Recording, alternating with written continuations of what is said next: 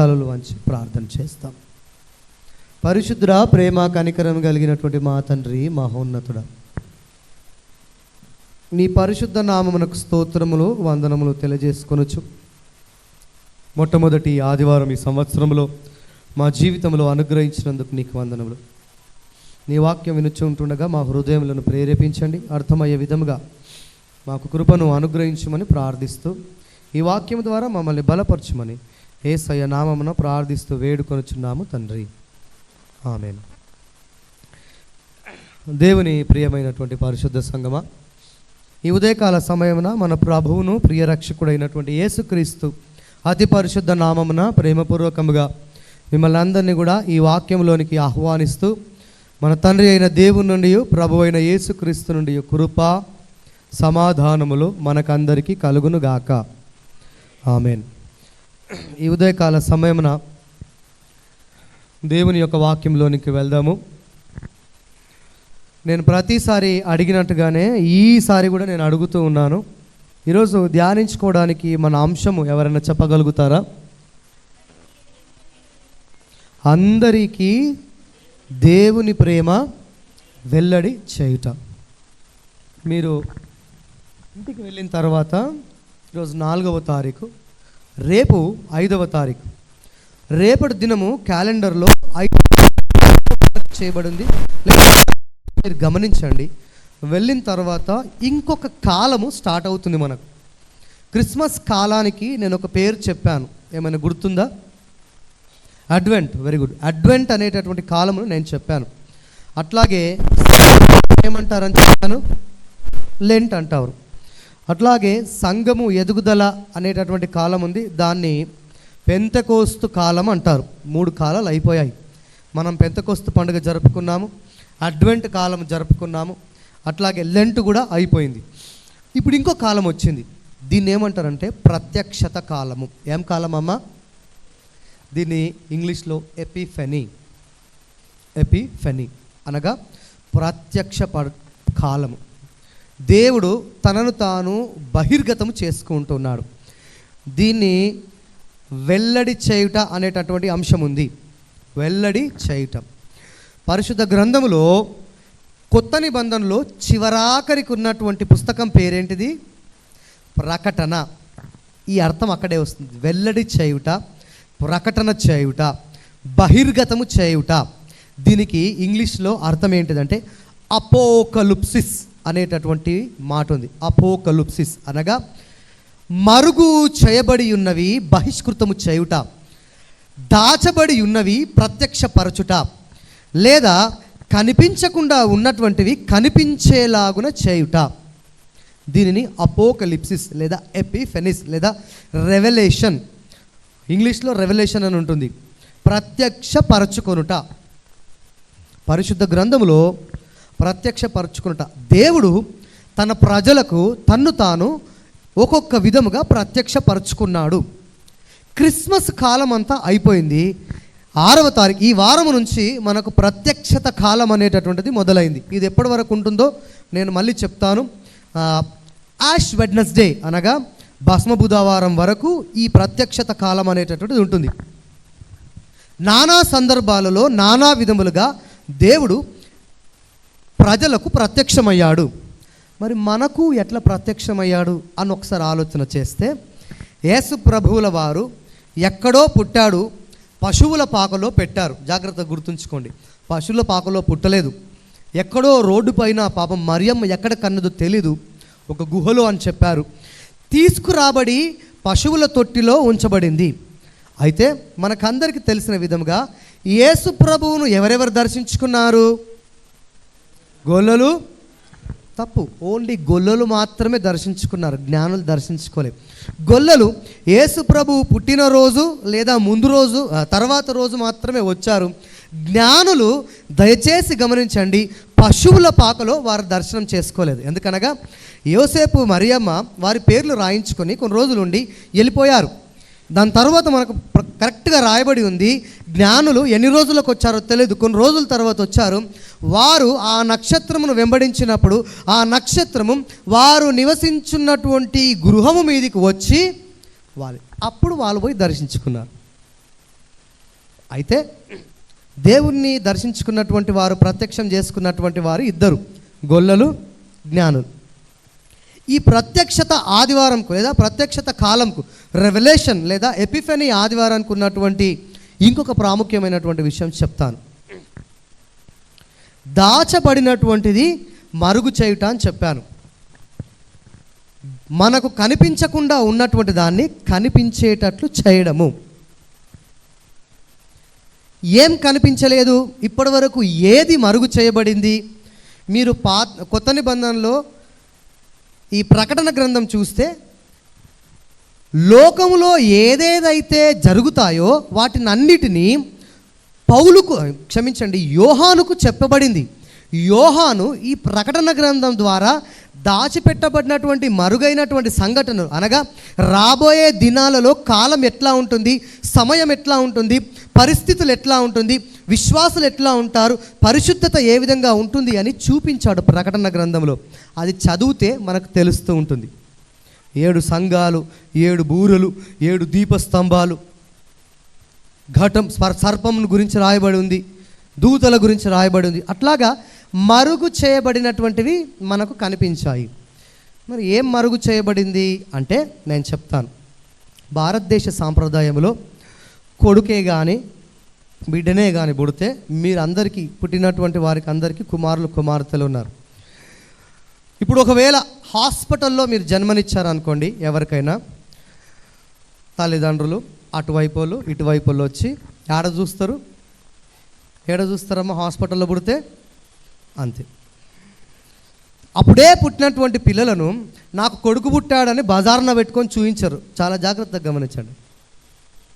ఎప్పుడు చూపిస్తారు? 21 రోజులు అయిన తర్వాత ఆ తొట్టెలు వేసేటప్పుడు అందరికీ అప్పుడు చూస్తారు. దేవుని ప్రియులారా, యేసు ప్రభువు యొక్క కాలము కూడా ప్రత్యక్షత కాలం. ఆయన పుట్టినప్పుడు కేవలము గొల్లలు జ్ఞానులు మాత్రమే చూశారు, కానీ యేసు ప్రభువు దేవుడిగా అందరికీ ప్రత్యక్షమైనటువంటి కాలమే ఈ ప్రత్యక్షత కాలము. ఇన్ని రోజులు దాచబడినటువంటి దేవుడు, కనిపించినటువంటి దేవుడు మానవ నేత్రాలకు కనబడుతూ ఉంటుంది. ఇది ఎట్లా అంటే, పాత నిబంధనలో దేవుని ప్రత్యక్షతను థియోఫెనీ అనేటటువంటి వారు, అనగా థియోస్ అనగా దేవుడు, ఫనోస్ అనగా ఎదురుపడడం, ప్రత్యక్షత కావడము. దేవుడు ఒక్కొక్కరికి ఒక్కొక్క విధంగా కనిపించాడు. మోషకు మండుచూ ఉన్నటువంటి పొద కానీ కాలిపోలేదు, అందులో దేవుని ప్రత్యక్షత కావించబడింది. అవునా కాదా? రెండవది, ప్రవక్తలకు లేదా మోషకు ఇంకొక పర్యాయము సీనాయి పర్వతం మీద అగ్ని, వడగండ్లు, హిమము, భూకంపము, దుమ్ము, అందులో నుంచి స్వరము, అందులో నుంచి దేవుని ప్రత్యక్షత కనిపించింది.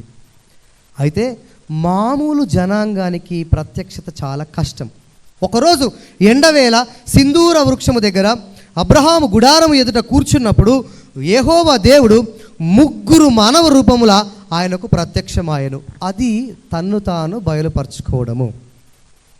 యేసు ప్రభువుల వారిని, అనగా దేవుణ్ణి ఎవరు ఎప్పుడు చూడలేదు, కానీ ఆయన కృపచేత యేసు ప్రభువు యొక్క రూపంలో శిశువుగా ఆయనను మనకు పంపించాడు. మొట్టమొదలు యేసు ప్రభువును బయటకు తీసుకొచ్చిండు. ఎప్పుడనగా మీరు పరిశుద్ధ గ్రంథం చదివితే యేసు ప్రభువును వాళ్ళ తల్లిదండ్రులు మరియమ్మ యోసేపు ఏం చేస్తారంట, తీసుకొని 8 దినములైన పిమ్మట ఆయనను ఏడికి తీసుకుపోయారు, ఆలయమునకు తీసుకొని పోయారు. అప్పుడు చూసారు, ఈమె మరియమ్మ కొడుకు అని ప్రత్యక్షత.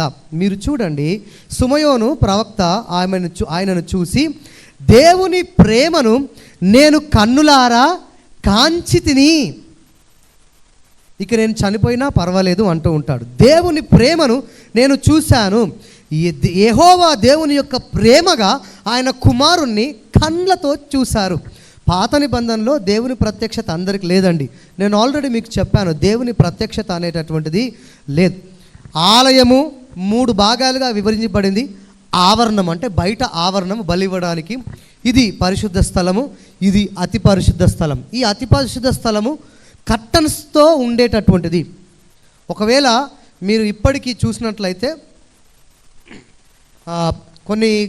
కొన్ని ప్రాంతాలలో ప్రత్యక్ష గుడారం ఎట్లుంది అని హైదరాబాద్ ప్రాంతంలో ఒక టబర్నకుల్ అని ఒకటి కీసరగుట్టలో ఉంది. నేను ఎప్పుడైనా వీలైతే తీసుకెళ్తాను. అచ్చము ఎట్లాంటి పరిశుద్ధ గుడారము ఇశ్రాయేలులు యూజ్ చేస్తారో అట్లాగే ఉంటుంది. ఈ అతి పరిశుద్ధ స్థలంలో మందసము ఉండేటటువంటిది, ఒక కర్టను, ఒక తెర ఉండేటటువంటిది. ఆ తెరలోనికి ఎవ్వడు కూడా పోయేటటువంటి వాడు కాదు. ఎప్పుడో ఒకసారి ప్రధాన యాజకుడు సంవత్సరానికి ఒకసారి పోయేటటువంటి వాడు. తప్పు చేసి ప్రధాన యాజకుడు అక్కడ శుభ్రపరిస్తే ఆయన చనిపోయేటటువంటి వారు. ఈ లోపల ఉన్నటువంటి తాడు ఉంది కదా, ఈ తాడు ద్వారా ఆయనను గుంజేసేటటువంటి వారు. పరిశుద్ధ స్థలంలోనికి ఎవరికి ఎంట్రీ లేదు. అతి పరిశుద్ధ స్థలం. పరిశుద్ధ స్థలంలో సముఖపు రొట్టెలు, దీపవృక్షము అవి మాత్రమే ఉండేటటువంటివి. అందులో కొంతమంది లేవీయులు, యాజకులే వచ్చేటటువంటి వారు. మామూలు వారికి దేవుని ప్రత్యక్షత లేదు. బయట వచ్చి అక్కడే మీ అర్పణలు అర్పించి, అక్కడే మీ బలి అర్పించి, అట్నుంచి అటే దేవుని మొక్కుకొని వెళ్ళిపోవాలి. దేవుని ప్రియులారా, యేసు ప్రభు ఈ లోకానికి రావడం ద్వారా మరుగై ఉన్నటువంటి దేవుడు మనకు ప్రత్యక్షత గావించాడు.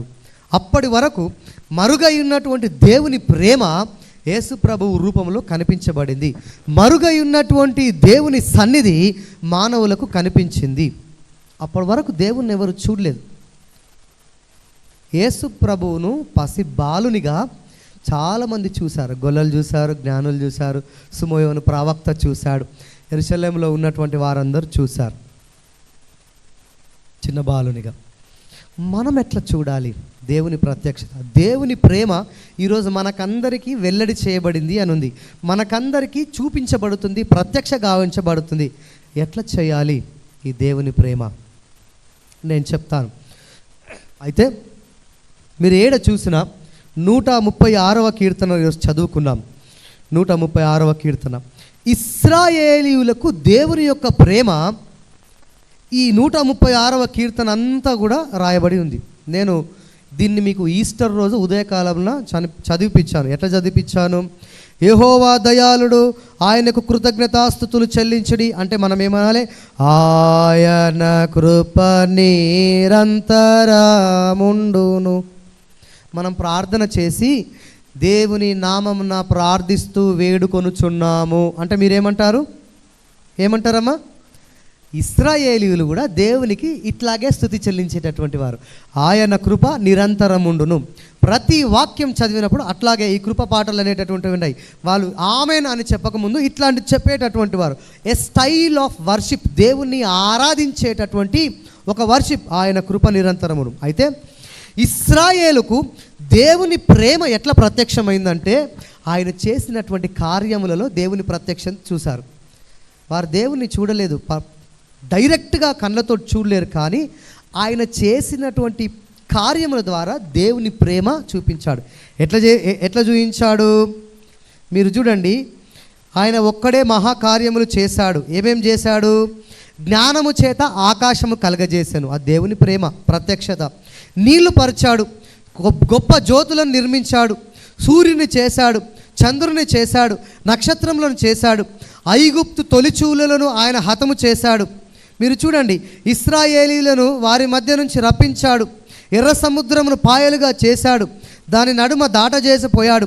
ఫరోను అతని సైన్యమును ఎర్ర సముద్రంలో ముంచివేశాడు, అరణ్య మార్గముల ఆయన ప్రజలను తోడుకొని వచ్చాడు. వారు కనులారా చూస్తూ ఉంటుండగా గొప్ప రాజులను, మీరింటికి వెళ్ళిన తర్వాత చదువుకోండి, బాషాను రాజు అయినటువంటి ఓగును ఆయన హతము చేశాను. ప్రతిసారి దేవుణ్ణి చూడాలి, దేవుని ప్రేమను మేము కనపరుచుకోవాలి, ప్రత్యక్షపరచుకోవాలి, వెల్లడి చేసుకోవాలన్న ప్రతిసారి ఈ కీర్తన పాడేటటువంటి వారు. అందుకనే నేను ఇందాక పాడిపించాను అనూహ్యంగా. నాకు తెలియదు, ఈరోజు మీరు పాట పాడిరు. ఏమో పాట పాడిరమ్మా? నీ ప్రేమ ఎంత, అది అనుకోని పాడిరా, అనుకోకుండా పాడిరా? అనుకోని పాడితే నో ప్రాబ్లం, అనుకోకుండా పాడితే ఈరోజు మన అంశం కూడా దేవుని ప్రేమను వెల్లడి చేయుట. చూడండి, ఇశ్రాయేలీయులు దేవుని ప్రేమను వెల్లడి చేస్తూ ఉంటున్నారు. ఆయన కార్యములలో, ఆయన పనులలో దేవుణ్ణి చూస్తూ ఉన్నారు. కానీ ఈ కృప, ప్రేమ రెండు రిలేటెడ్. నేను మళ్ళీ చెప్తాను. అయితే కృప అనేటటువంటిది యాక్షన్, ప్రేమ అనేటటువంటిది మనసులో ఉంటుంది. కృప అనేటటువంటిది యాక్షన్, అనగా కార్యం చేయడం. కృప ఏదేంతో నేను తర్వాత చెప్తాను. ఇశ్రాయేలీయులు దేవుణ్ణి ఎట్లా చూశారంటే ఆయన కార్యాలలో చూశాడు. దానికి పాత నిబంధనలో మనం చదువుకున్నటువంటి లేఖన భాగంలో ఆదికాండము 12వ అధ్యాయం. ఇక్కడ ఒక మాట గమనించండి.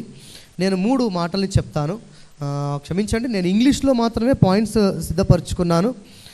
తెలుగులో పాయింట్స్ మీరే దాన్ని రాసుకోవాలి. నాకు తెలీదు, నేను దాని గురించి అంతగా ఆలోచించలేదు. 1 ప్రామిస్డ్ లవ్. ఈరోజు దేవుని ప్రత్యక్షత మనకు, దేవుని ప్రేమ మన ఎడల వెల్లడిపరిచాడు. మొట్టమొదటిది వాగ్దానము చేయబడినటువంటి ప్రేమ. జాగ్రత్తగా గుర్తుంచుకోండి. మొదటిది ప్రామిస్డ్ లవ్, వాగ్దానం చేయబడినటువంటి ప్రేమ.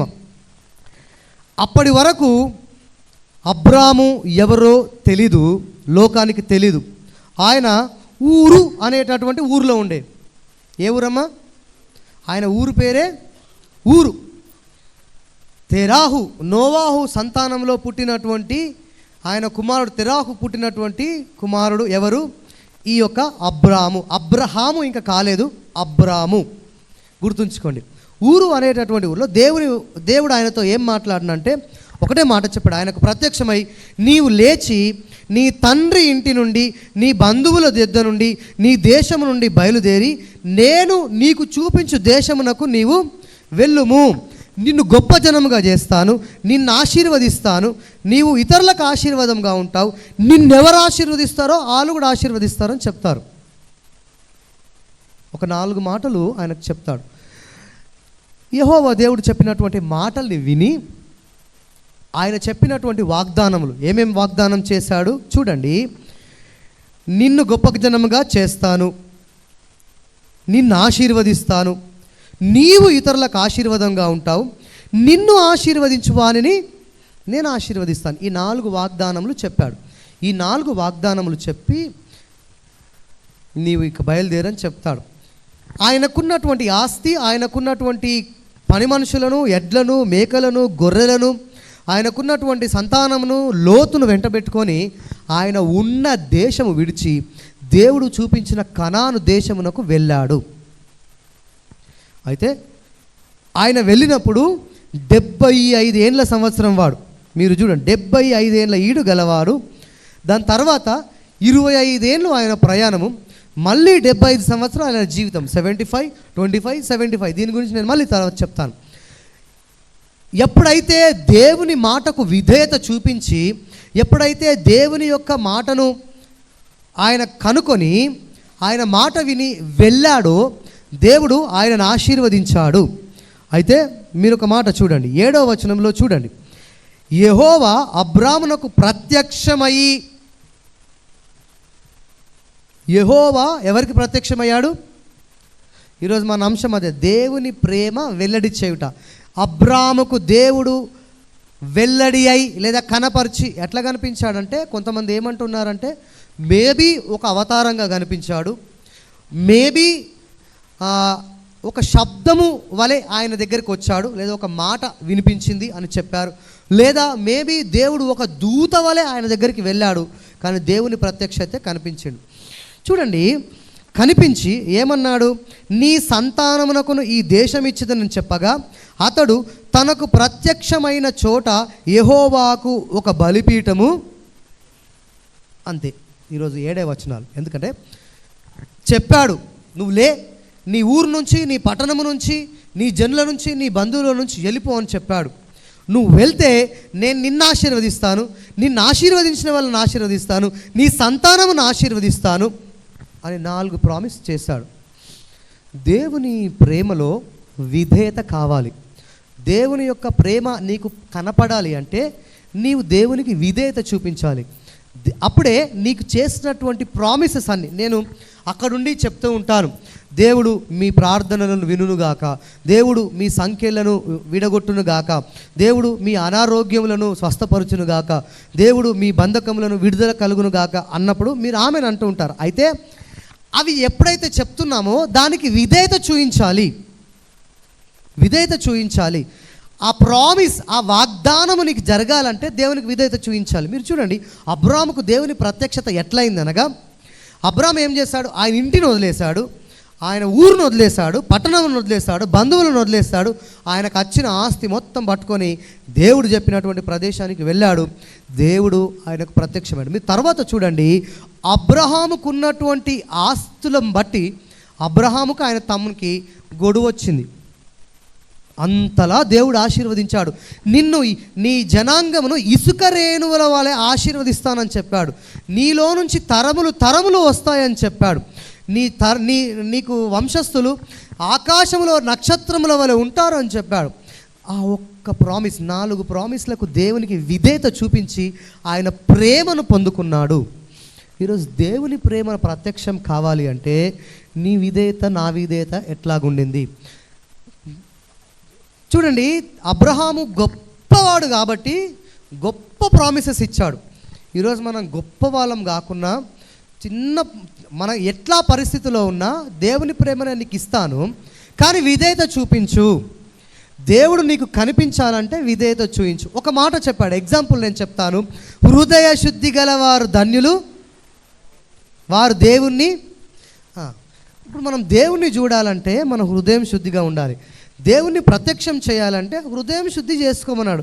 దానికి విధేయతగా ఉంటే దేవుడు నీకు కనిపిస్తాడు. లేకపోతే దేవుడు బయట ఎవడన్నా వచ్చి నాకు దేవుడు కనిపించాడని చెప్తే అబద్ధము, నమ్మకండి. ఎందుకు తెలుసా? దేవుడు ప్రత్యక్షత అయితే మన జీవితం మారిపోతుందండి. అబ్రహాము జీవితము దేవునికి ప్రత్యక్షమైంది. చూడండి, దేవుడు అబ్రహాముకు ప్రత్యక్షమైనప్పుడు ఆయన మాటకు విధేయత చూపించాడు, ఒబీడియన్స్ చూపించాడు, అంగీకరించాడు. ఆయన చెప్పిన మాట విన్నాడు. ఆయనకు దేవుడు అయితే మీరు ఇక్కడ చూసినట్లయితే దేవుడు మానవునికి దర్శనమైనటువంటి పరిస్థితి ఏడైనా ఉందంటే ఆదికాండము 8వ అధ్యాయము 9వ అధ్యాయము ఈ యొక్క ఎన్నో వచనం, అది 8వ అధ్యాయము, క్షమించండి 12వ అధ్యాయము 7వ వచనం మాత్రమే. మొట్టమొదట దేవుడు ప్రత్యక్షమైంది ఎవరికి? ఆదామవ్వల సంగతి మనకొద్దు, మానవునికి.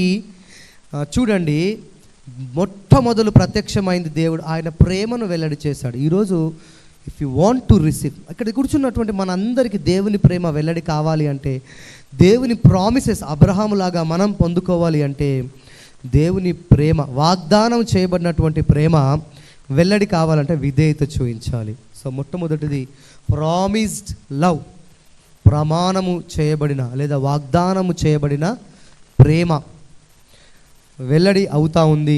పొందుకోవడానికి సిద్ధంగా ఉన్నావా?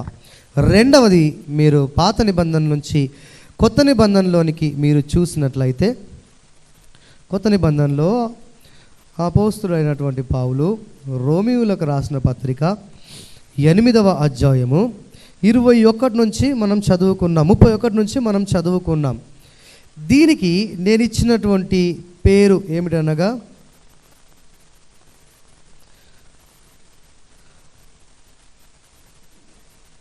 పాత నిబంధనలో నుంచి కొత్త నిబంధనలోనికి రండి. కొత్త నిబంధనలోకి మొట్టమొదటిది వాగ్దానము చేయబడినటువంటి ప్రేమ, ప్రామిస్డ్ లవ్. రెండవది ప్రిఫరెన్షియల్ లవ్, ప్రాధాన్యత కలిగినటువంటి ప్రేమ. ఇవి బయట ఎక్కడ దొరికాయండి, మీరు చాలా జాగ్రత్తగా గమనించండి. ప్రిఫరెన్షియల్ లవ్ మొట్టమొదటిది, ప్రామిస్డ్ లవ్ వాగ్దానం చేయబడినటువంటి ప్రేమ కావాలంటే దేవుని ప్రేమ వాగ్దానం చేయబడినటువంటిది, అది నీకు కావాలి అంటే విధేయతగా ఉండాలి అబ్రాహాము వలె. ఒకవేళ ఇంకా ముందు చూసినట్లయితే రోమీయులకు రాసిన పత్రిక 8వ అధ్యాయము 31వ వచనంలో దానికి నేను ఇచ్చినటువంటిది ప్రాధాన్యత కలిగినటువంటి ప్రేమ. మీరు చూడండి ఎట్లా ప్రాధాన్యం, ప్రిఫరెన్స్ ఎట్లా ఇస్తున్నాను. ఇట్లుండగా ఏమందము, దేవుడు మన పక్షమునుండగా మనకు విరోధి ఎవరు? అట్లాగే తన సొంత కుమారుణ్ణి అనుగ్రహించుటకు వెనక తీయక మన అందరి కొరకు ఆయనను అప్పగించిన వాడు ఆయనతో పాటు సమస్తమును మనకెందుకు అనుగ్రహింపబడు. మీరు ఇంటికి వెళ్ళిన తర్వాత దీన్ని చాలా జాగ్రత్తగా చదవండి. నేను కొన్ని మాటల్ని చెప్తాను. శిక్ష విధించువాడు ఎవడు? నేరము మోపువాడు ఎవడు? నీతిమంతులుగా తీర్పు తీర్చువాడు ఎవడు? చనిపోయిన క్రీస్తు యేసే, మృతులలో నుండి లేపినవాడును, కుడిపార్శ్వమున ఉన్నవాడును, మన కొరకు విజ్ఞాపన కూడా చేయువాడు ఆయనే. అయితే ఈయన ఎవరు అనగా యేసుక్రీస్తు. ఇవన్నీ కూడా ప్రిఫరెన్షియల్ లవ్ అనగా ప్రాధాన్యత కలిగినటువంటి. నేను మళ్ళీ యోహాను సువార్తలో ఈ ప్రిఫరెన్షియల్ లవ్ గురించి చెప్తాను. యేసుక్రీస్తు ప్రభువు ద్వారా మనకు, ఒకవేళ యేసుక్రీస్తు ప్రభువుకు మనం విధేయత కలిగి ఆయనను ప్రిఫరెన్షియల్గా ప్రాధాన్యతగా మనం ఆయనకు ఉన్నామనుకోండి, దేవుడే నాకు మొట్టమొదలు ప్రాధాన్యత అంటే ఫస్ట్ ఆయన్ని అని మనం అనుకుంటే, దేవుడు మనకు ఎట్లా అన్నాడు చూడండి, ఎవడు మనకు విరోధి ఉండడు, సమస్తమును మనకు అనుగ్రహిస్తాడు, నేరము ఎవరు మన మీద మోపరు, మనల్ని నీతిమంతులుగా తీరుస్తాడు, మనకెవడు కూడా శిక్ష విధించడు. ఇది ఎప్పుడైతే క్రీస్తు ప్రేమ నుండి మనలను ఎడబాపెడి వారు ఎవరు? అదే వచనంలో ఉంది చూడండి, 35వ వచనంలో, క్రీస్తు ప్రేమను మనలో నుండి ఎడబాపినటువంటి వారు ఎవరు? ఒకవేళ క్రీస్తును కనుక నువ్వు ప్రాధాన్యంగా పెట్టుకున్నావంటే, యేసు దేవుడు అని నీవు మొట్టమొదలు దేవునికి విధేయత, ఈ ప్రాధాన్యత ఇచ్చినట్లయితే, మరణంలో నుంచి అయినా సరే, శిక్షలో నుంచి అయినా సరే, ఇక్కడ చెప్పబడినటువంటి నీతిలోనైనా పర్వాలేదు, మోసము నేరములో నుంచి అయినా పర్లేదు, మృతులలో నుండి లేపుట అయినను మన కొరకు తండ్రి దగ్గర విజ్ఞాపన చేయడానికి దేవుని ప్రేమ ఉంది. అందుకని మనం పాట పాడాం, దేవుని ప్రేమ ఇదిగో జనులారా భావంబు నన్ను తెలిరే, కేవలము నమ్ముకొనిన, కేవలము నమ్ముకొనిన పరలోక జీవంబు మనకబ్బును. కేవలం నమ్ముకుంటే చాలు, దేవుని నీవు నమ్ముకుంటే చాలు. ప్రేమ, అందుకని ఒకసారి ఆ పాట తీయండి, 149వ కీర్తన తీయండి. అక్కడ కింద ఒక మాట రాసింది, చదవండి. 149వ కీర్తనలో అక్కడ కింద క్రీస్తు జీవితము, ఉపదేశములు, దాని తర్వాత కింద ఒకటి రాస్తుంది, చదవండి.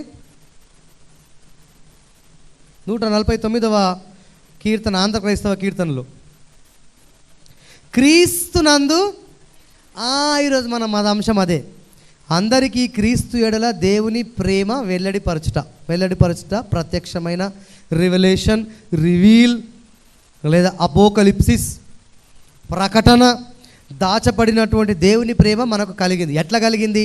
యేసుక్రీస్తు ప్రేమలో దేవునికి మనకు కలిగింది.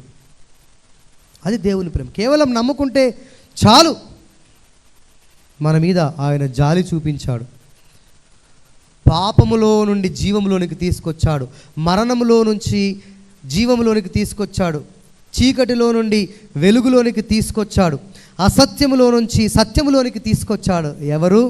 దేవుని యొక్క క్రీస్తు ప్రేమ. చూడండి, అపోస్తలుడైనటువంటి పౌలు ఏమంటున్నాడు రోమా సంఘానికి రాస్తూ, ఒకవేళ శ్రమ అయినా పర్వాలేదు, బాధ అయినా పర్వాలేదు, హింస అయినా పర్వాలేదు, కరువు అయినను పర్వాలేదు, వస్త్రహీనత అనగా వస్త్రాలు లేకున్నా పర్వాలేదు, ఉపద్రవము నా మీదికి ఏ విధమైనటువంటి ఉపద్రవం వచ్చినా పర్వాలేదు, ఖడ్గము మరణం వచ్చినా పర్వాలేదు, మనలను క్రీస్తు ప్రేమ నుండి, ఎందుకనగా ఆయన మన కొరకు చనిపోయి ఆయన ప్రేమను చూయించాడు.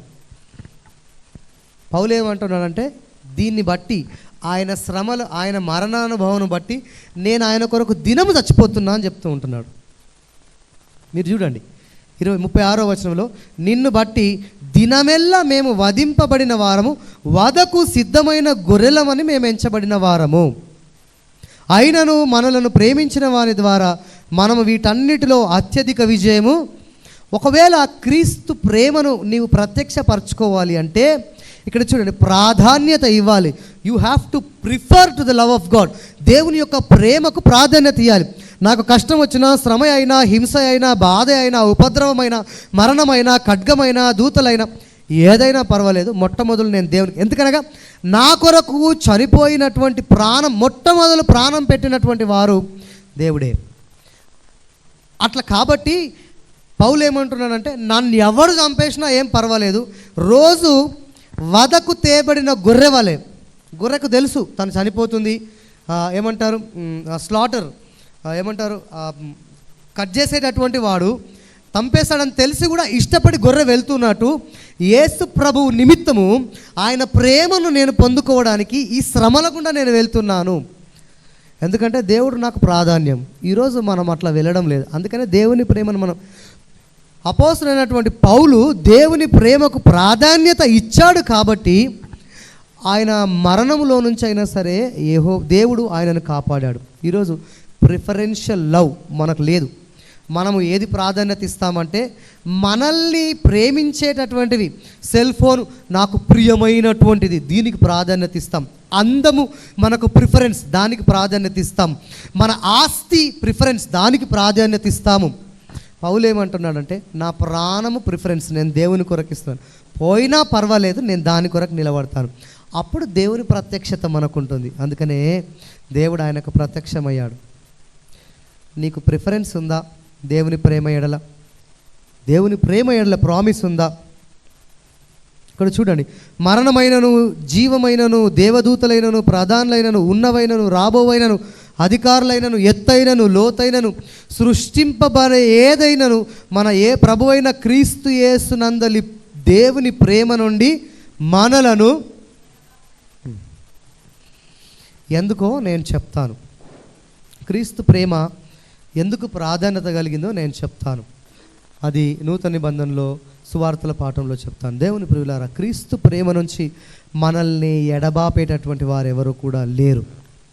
ఈ లోకంలో క్రైస్తవులను హింసించుచున్న, ఆరాధన చేయొద్దన్న, క్రిస్మస్ సెలబ్రేట్ చేసుకోవద్దని హింసించిన, ఆరాధనలను చెడగొట్టిన, ఏమంటారు సువార్థికులను చంపిన వారెందుకు తిరగబడడం లేదంటే క్రీస్తు ప్రేమ. మేము మోర్ దాన్ కాంకరర్స్, అత్యధిక విజయము శ్రమల యందు పొందుకున్నాం. నాకు ఇష్టమైనటువంటి మాట, వీఆర్ మోర్ దాన్ కాంకరర్స్, అత్యధిక విజయము మేము పొందుకుంటున్నాము. ఆ శ్రమలున్న దేవుని ప్రేమ మా ఎడల వెల్లడి అవుతుంది. అట్లాగా ప్రిఫరెన్షియల్ లవ్ మనకుందా? దేవుడి యొక్క ప్రాధాన్యత మనం ఇస్తూ ఉంటున్నామా? దేవుని ప్రేమకు ప్రాధాన్యత. ఇహలోక సంబంధమైన వాటికి ప్రాధాన్యత ఇస్తే దేవుని యొక్క ప్రిఫరెన్షియల్ లవ్, ప్రాధాన్యత కలిగినటువంటి ప్రేమ మనం పొందుకోలేము. చివరిదిగా చూద్దాము, యోహాను సువార్త 15వ అధ్యాయము. దీన్ని నేనేమన్నానంటే పర్సోనిఫైడ్ లవ్. అంటే పర్సోనిఫైడ్ అనగా మానవ రూపంలో ఉన్నటువంటి ప్రేమ. మనము మీరు ఏమన్నా చూస్తే టీవీలలో కానీ ఫేస్బుక్లలో కానీ ఇన్స్టాగ్రామ్లో లవ్ సింబల్ ఏంటిదండి? లవ్ సింబల్ ఏంటిది? పర్లేదు చెప్పండి. లవ్ సింబల్ ఏంటిది? Red heart. అన్ని హార్ట్లు కాదు, గ్రీన్ హార్ట్ వేరు, వైట్ హార్ట్ వేరు, బ్లాక్ హార్ట్ వేరు. అట్లాగే రెడ్ హార్ట్, హృదయం. ఆ సింబల్ సూచన, దేనికి? ప్రేమకు సూచన. కానీ దేవుడు ఏమంటున్నాడంటే ఎంబాడీడ్ అనగా మానవ రూపంగా వచ్చినటువంటి దేవుడే ప్రేమ. పర్సోనిఫైడ్ లవ్ అంటే దేవుడే ప్రేమను దాల్చుకొని వచ్చాడు. ఫర్ ఎగ్జాంపుల్, దీన్ని ఎట్లా మంచి మాటలో చెప్పాలంటే, దేవుడు ఆత్మస్వరూపి ఎట్లనో దేవుడు ప్రేమస్వరూపి. అనగా దేవుని యొక్క ఆత్మ ఈడుంటుంది, మీ ఇంటి దగ్గర ఉంటుంది, ఇంకా ప్రార్థన అయితే అక్కడ ఉంటుంది.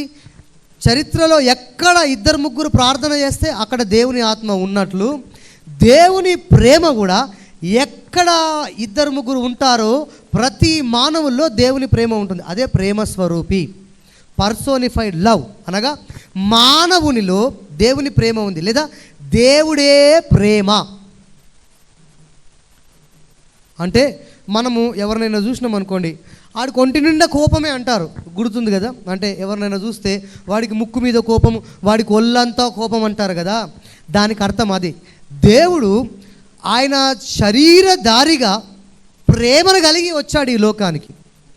కృపా సత్య సంపూర్ణుడుగా శరీరధారి. ఆయన శరీరం ఎట్లా అంటే ఏడగోసినా దేవునికి ప్రేమనే వెళ్తుంది, అట్లా అన్నమాట.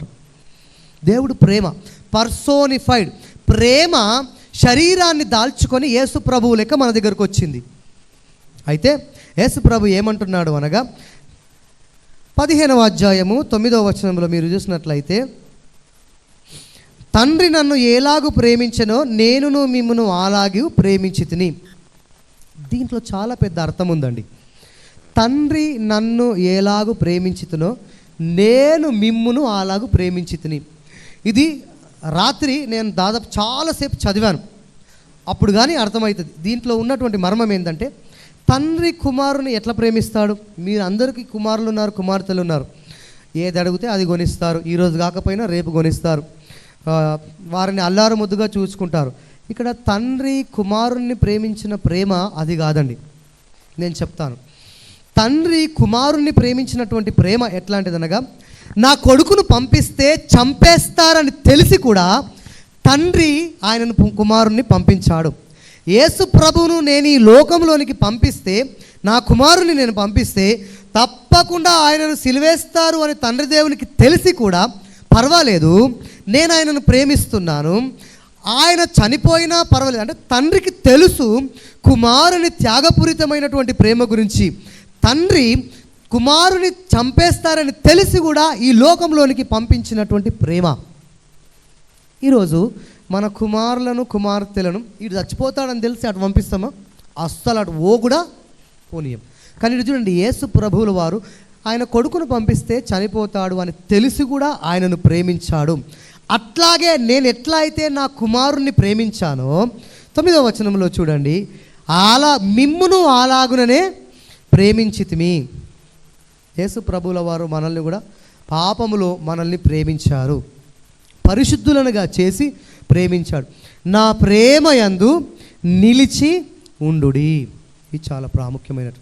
మెనైన్ ఎన్ అనే మాట గ్రీక్లో మెనైన్ అనేటట్టు రిమైన్ ఇన్ క్రైస్ట్, క్రీస్తు ప్రేమలో నిలిచి ఉండుట.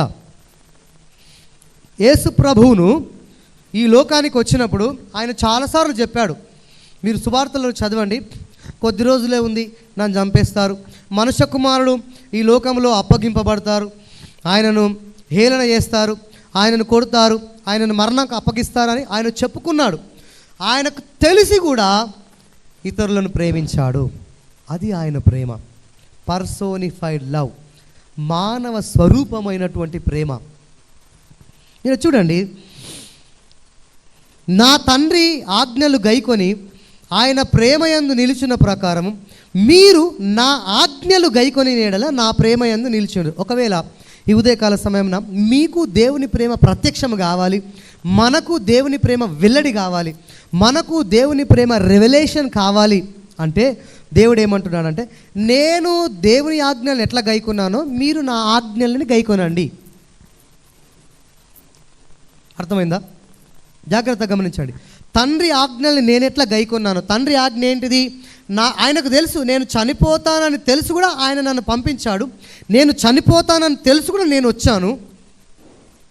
ఆయన వాక్యంలో నేను నిల్చున్నాను, ఆయన ఆజ్ఞకు నేను లోబడి ఉన్నాను. ఇప్పుడేంటి? నేను చనిపోతానని తెలిసి కూడా మిమ్మల్ని ప్రేమిస్తున్నాను. ఇప్పుడు నేను ఎట్లా నా తండ్రి ఆజ్ఞకు లోబడ్డానో సంఘముగా మనము కూడా ఆయనకు లోబడాలి. ఆయన ఆజ్ఞలకు లోబడితే ఆయన ప్రేమ యందు నిల్చున్నాం. ఏం ఆజ్ఞలకు లోబడాలి? ఇప్పటికీ మీకు ఈ పాయింట్ అర్థం కావాలి.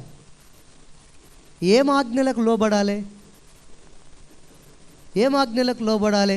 ఓ ఇశ్రాయేలు వినుము, నీ దేవుడగు ప్రభు, అద్వితీయుడగు ప్రభు, నీ పూర్ణ హృదయముతోను, నీ పూర్ణ ఆత్మతోను, నీ పూర్ణ బలముతోను నీ దేవుడైన యెహోవాను.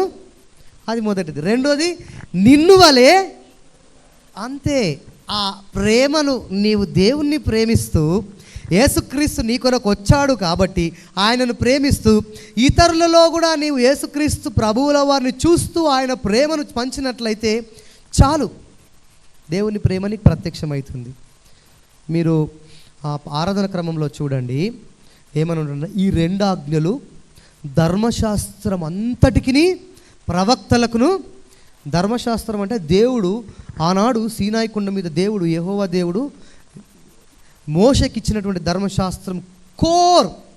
పౌలు ఒక దగ్గర అంటూ ఉంటాడు, నాకు అది కొటేషన్ గుర్తుకు రావడం లేదు, కానీ దేవుడు ఏమంటున్నాడంటే పౌలు ఏమంటున్నాడంటే, మీరు ప్రేమిస్తే చాలు, ధర్మశాస్త్రమును నెరవేర్చిన వారే. మనకు ప్రేమ లేదు, సహోదర ప్రేమ లేదు, మిలివరమైన ప్రేమ లేదు, నిలకడ అయినటువంటి ప్రేమ లేదు, మిక్కటమైన ప్రేమ లేదు. ఇక్కడ చూడండి, చాలా చక్కగా రాస్తూ ఉంటున్నాడు దేవుని ప్రియులారా. మీరు నన్ను ఏర్పరచుకోలేదు కానీ నేను మిమ్మల్ని ఏర్పరచుకున్నాను. మీరు నన్ను మొట్టమొదలు ప్రేమించలేదు కానీ నేను మిమ్మల్ని మొట్టమొదలు ప్రేమించాను. పర్సోనిఫైడ్ లవ్. జగత్తు పునాది వేయకబడక మునిపే. అయితే ప్రత్యక్షత అంటే ముసుగు తొలగిపోవడము, పర్ద తీయబడము. దేవుని వాక్యము ద్వారా మన పర్ద తీయబడింది. పాత నిబంధనలో దేవుణ్ణి చూడలేక ఉన్నటువంటి ఆ తెర యేసుక్రీస్తు ప్రభువుల వారు ఎప్పుడైతే ప్రాణం పెట్టారో అప్పుడు తెర నడిమి పైనుండి కిందికి చినిగిపోయింది. అప్పుడు దేవుని యొక్క అతి పరిశుద్ధ స్థలము అందరికి కనిపించింది. దేవుణ్ణి చూడగలిగేటటువంటి ప్రత్యక్షత అందరికి వచ్చింది. ఆ రోజు యేసు ప్రభుని మనం చూడలేము, యెహోవా దేవుని చూడలేము. ఇప్పుడు ఎట్లా చూడగలమంటే హృదయ శుద్ధితో ఇతరులను ప్రేమిస్తూ దేవుణ్ణి ప్రేమించేటటువంటి వారే ఆయన ప్రేమను చూస్తారు. ముసుగు. ఇక్కడ ఒక మాట నేను చెప్పి ముగిస్తాను. అపోస్తలుడైనటువంటి పౌలు కొరింథీయులకు రాసినటువంటి 2వ పత్రిక 3వ అధ్యాయము 13వ వచనం మీరు ఎవరైనా చదవండి. అయితే ఈరోజు ఇంగ్లీష్లో దీన్నే మనకేమిచ్చారంటే అందరి ఎడల క్రీస్తు యొక్క ప్రేమ వెల్లడి చేయటం ఉంది కదా. ఇంగ్లీష్లో అన్వెయిలింగ్ గాడ్స్ లవ్ అని ఉంది. అన్వెయిలింగ్ అనగా ముసుగు తీయబడుట, ముసుగు తీయబడుట. ఇప్పుడు 13వ వచనం చదవండి. అపోస్తల కార్యం కొరింథీయులకు రాసిన 2వ పత్రిక 3వ అధ్యాయం 13వ వచనం.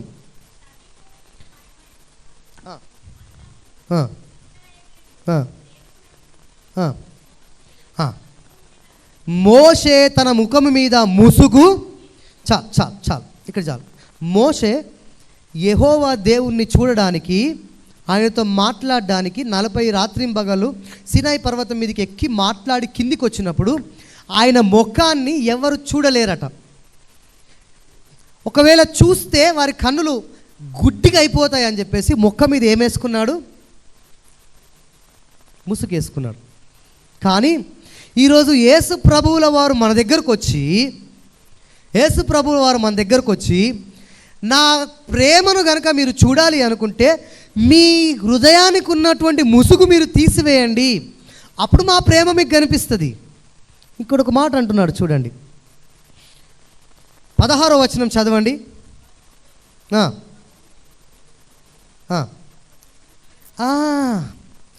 మన హృదయాలు ఎప్పుడైతే ప్రభు వైపు తిరుగుతాయో అప్పుడు మన హృదయానికి ఉన్నటువంటి ముసుగు, కాలిమా అంటారు, కాలుమ్మా గ్రీకు భాషలో ముసుగును కాలుమ్మా అంటారు. కాలుమ్మా అంటే ముసుగు. మన హృదయాలకు పట్టినటువంటి ముసుగును మనం తీసుకువేయాలి. ఎప్పుడు?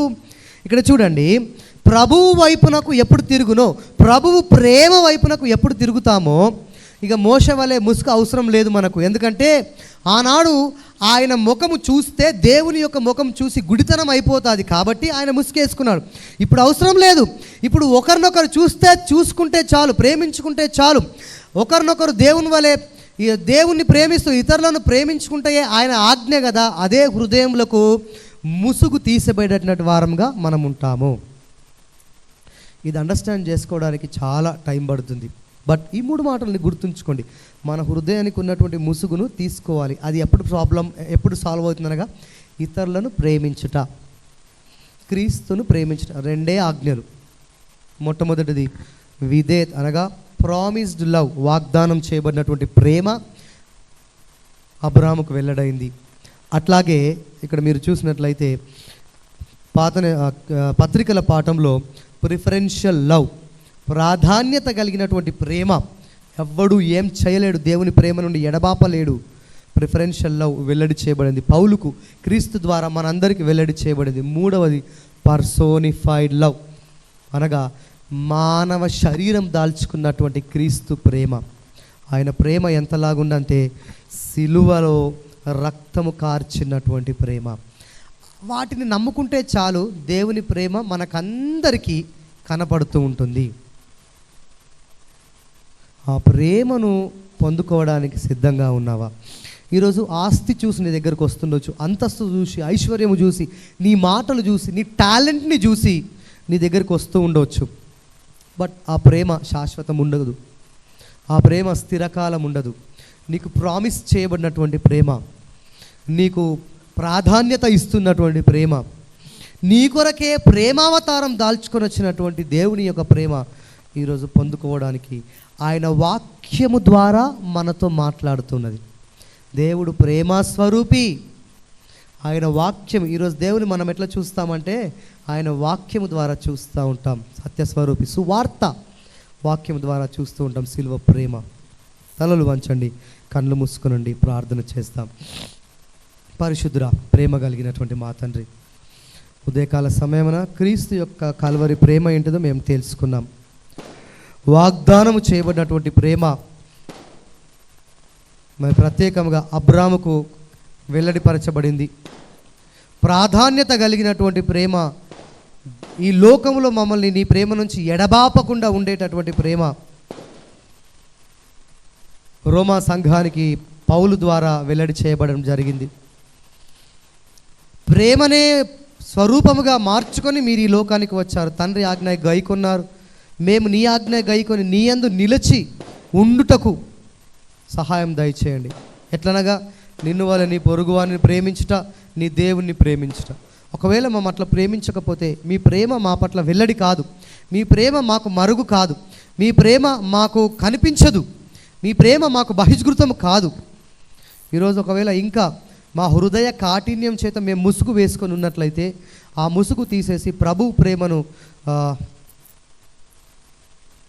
మేము పొందుకునే భాగ్యం మాకు అనుగ్రహించమని యేసు నామమున ప్రార్థిస్తూ వేడుకొనుచున్నాము తండ్రి, ఆమేన్. మర్చిపోయాను, ఒక మాట గమనించండి. పాత నిబంధనలో దేవుని ప్రేమ ఎక్కువగా లేదు. పాత నిబంధనలో ప్రేమ ఎట్లా చూపించబడింది అనగా, యెహోవా యందు భయభక్తులు కలిగి ఉంటాయి. పాత నిబంధన అంతా కూడా భయము, భక్తి. భయం ఉంటే ఆశీర్వాదము, భయం ఉంటే జ్ఞానము, భయం ఉంటే తెలివి, భయం ఉంటే ఆశీర్వదించుట. యెహోవా యందు భయభక్తులు గలవారు ఈలాగు. కానీ పాత నిబంధనలో దేవుని ప్రేమ, కొత్త నిబంధనలో దేవుని ప్రేమ ఉంటే ఆశీర్వాదం, దేవుని ప్రేమ ఉంటే ఎదుగుదల. ఇది గుర్తుంచుకోండి. పాత నిబంధనలో దేవునికి భయం, భక్తి, కొత్త నిబంధనలో ప్రేమగా మారింది.